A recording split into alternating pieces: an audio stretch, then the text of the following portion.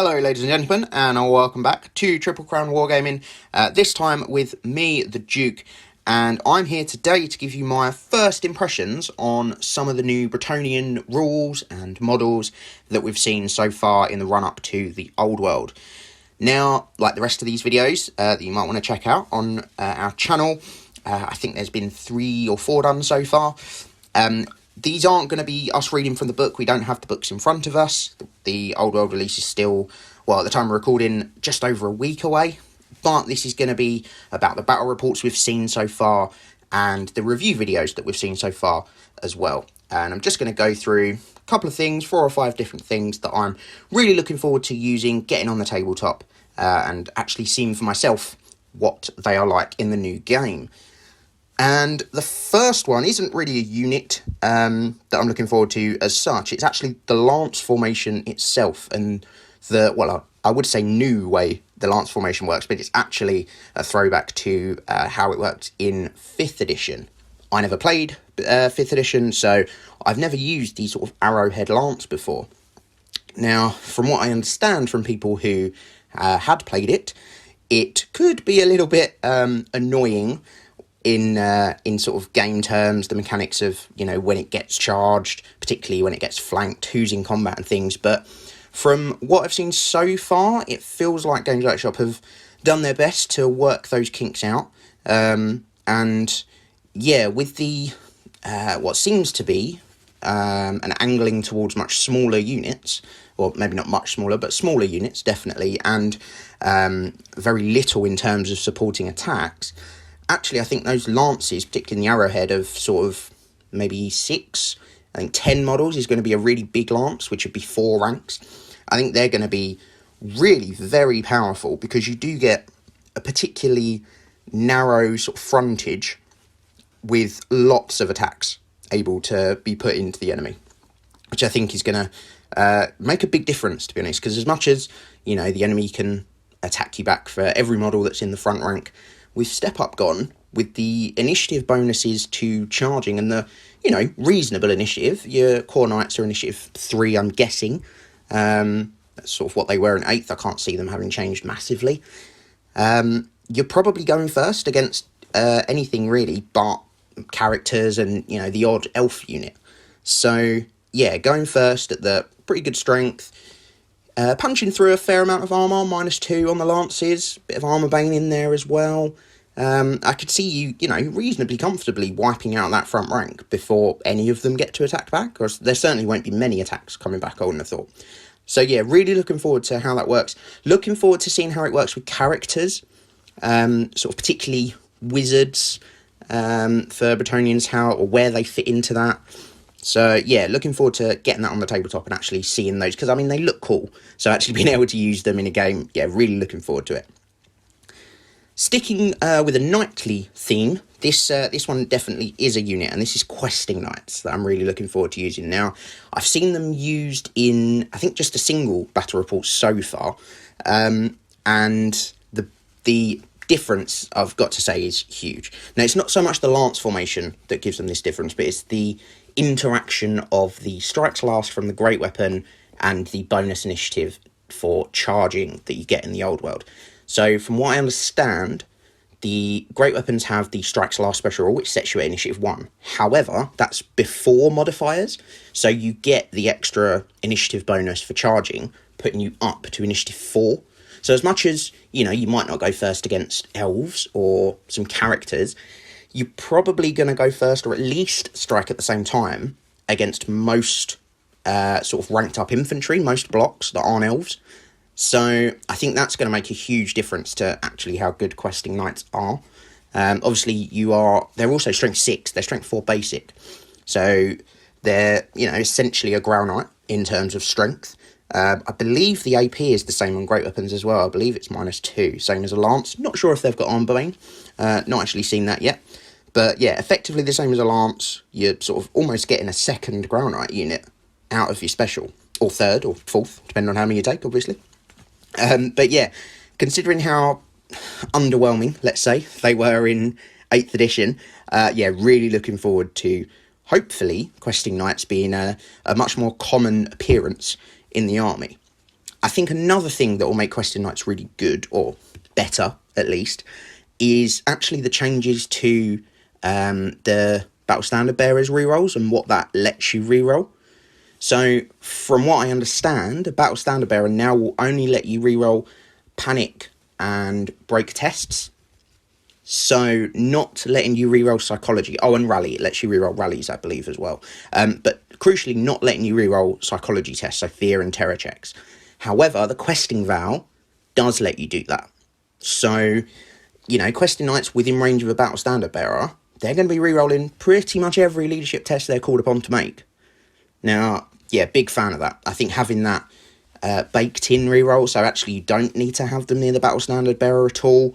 I think that's a big boon, particularly in your Ground Knights where you have an immune to Psychology unit as well from the Growl Vow. I think having 2 or 3 of those units that are, almost immune to the effects of Psychology, all of them, some of them will be, I think that's going to be a big benefit to the Bretonnian Lances. Speaking of Ground Knights there, my third choice, actually, for what I'm super looking forward to, I love Ground Knights. I love them in 8th edition, particularly with the Devastating Charge that I got in the Triple Crown Wargaming comp pack. I think they were really pretty much as scary as they should have been. And looking at the rules for them, and particularly for other cavalry in the old world, I think they're pretty much up there with the best, or certainly one of the best, if not the best, cavalry in the game. And obviously we've not seen all of the rules for all of the cavalry yet, so that may be a little premature. Let me know what you think, if you think they are up there with the best cavalry in the game, at least of the rules we've seen so far. But yeah, they did get a drop in save, but all cavalry, pretty much, that we've seen has dropped in save. So, grand scheme of things, it's not the end of the world. They've got the Blessing as well, which is a massive bonus to that. I mean, even that 6-up ward, effectively working it out on the averages, puts them almost back up to a 2-up armour save. So, I don't think they've lost too much in terms of survivability. They've also gone up a toughness, which is a really big deal that sort of plays into that survivability as well. And all of that, and they haven't changed points. That's the big one. We know this from the Games Workshop Almanac.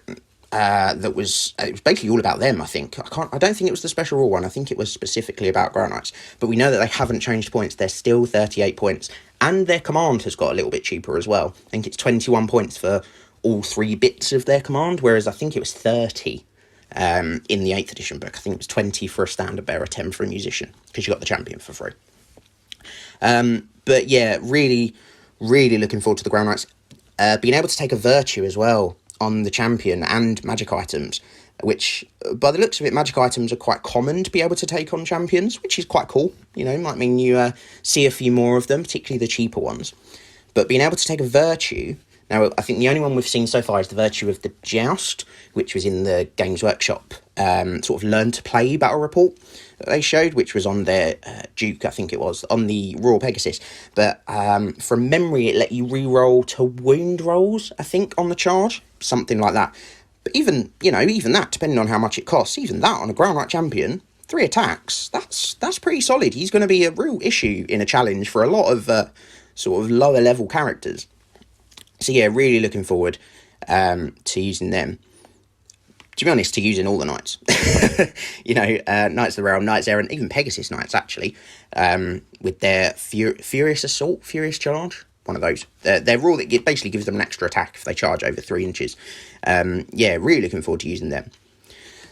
My 4th choice, though, is not a Knight, actually, or a special rule. It is, in fact, Infantry. It's the Men-at-Arms. Now, I never use these, I don't think, ever, in 8th edition. I don't think I ever used Peasant Bowmen, actually, either. So, the only peasants I used were either Mounted Yeomen or they crewed my trebuchets. So, being forced to use some peasants, at first I looked at that and was like, that's annoying. It was annoying because it meant I had to get some painted up, but I'm looking at them now on my desk and they're all pretty much done. So, I've got a fairly small but an alright sized unit ready to go. But actually, having seen them, and seen some of the rules for them, they're not that bad.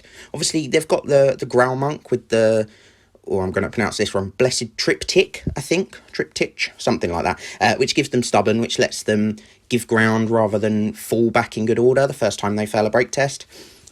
So big fan of that. That's really good, I think. I mean, obviously, or likelihood is you're going to be able to attack that Grail Monk if you're in base contact with him, if you charge them. So, you know, and he's not that survivable. He's got, I think, a 5-up save, light armor and shield.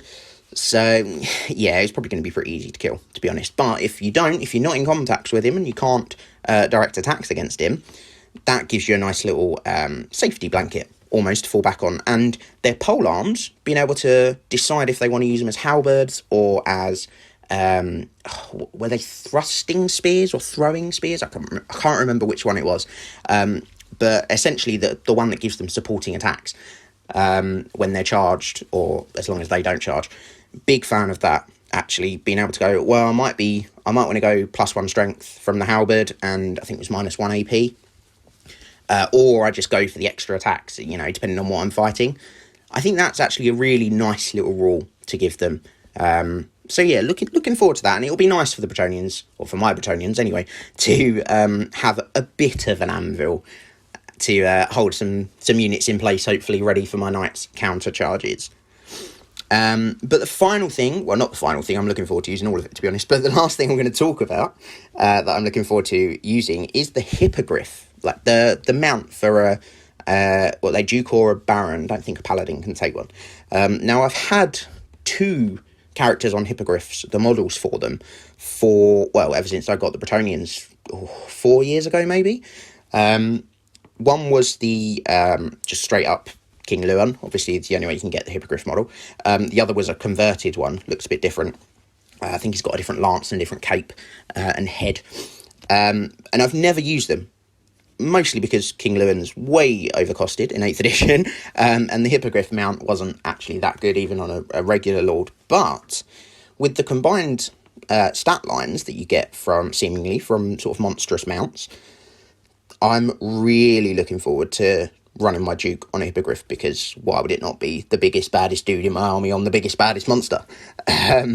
It gives him an obscene amount of wounds. I think it's 8 wounds in total. I think it adds 4. It might add 3. It might be 7 wounds. But either way, it's a lot of wounds. At toughness 5 as well. So a lot of, and he's obviously flyers, a lot of wounds. Good amount of toughness. The Duke strength 5 basic. The hippogriff is strength 5. He's going to tear through units, I reckon. You know, get him into a flank, support him with a knightly lance in the front, or the flank if you can get it in the flank as well. Particularly if it's their first charge. Ignore all those rank bonuses. Yeah, that's not going to be nice for whoever you charge. Plus, you know, all the combinations, magic items, the virtues as well that you can chuck on that Duke, which we've not seen yet. Oh, I can't wait. I can't wait to get my hands on the Forces of Fantasy book and go through all of the items for the Bretonnians, all of the virtues, all the common items. I'm assuming there'll be as well. Oh, I can't wait. And I can't wait to get them onto a battle report, to be honest, on the channel. I have asked a good friend who is painting my Bretonnians and has been painting my Bretonnians. I've asked him to focus on that model on hippogriff. I know James wanted to paint the Luon model, so he's on his shelf somewhere. But when he gets to him, though, is anybody's guess. I know he's very excited about these high elves at the minute. But yeah, hopefully I'll get one of them very soon, and he will be on the channel flying across a battle report near you soon. But on that note, hopefully you have enjoyed what I've spoken about today. You hopefully also are looking forward to the Bretonnians. I know I am, as I say, everything, to be honest. It was hard to narrow it down to 5 units and things to talk about, because I'm just looking forward to all of it. But yes, we will most definitely be bringing you the Bretonnians very soon on a battle report on here on YouTube, and they'll be on triplecrownwargaming.com as well. But thank you for listening to me ramble today. If you are looking forward to anything else, particularly for the Bretonnians getting onto a table, let me know down below. If you think I've got anything wrong or I've missed anything, perhaps, also let me know down below. But yeah, thank you for joining me here on Triple Crown Wargaming, and we'll see you next time.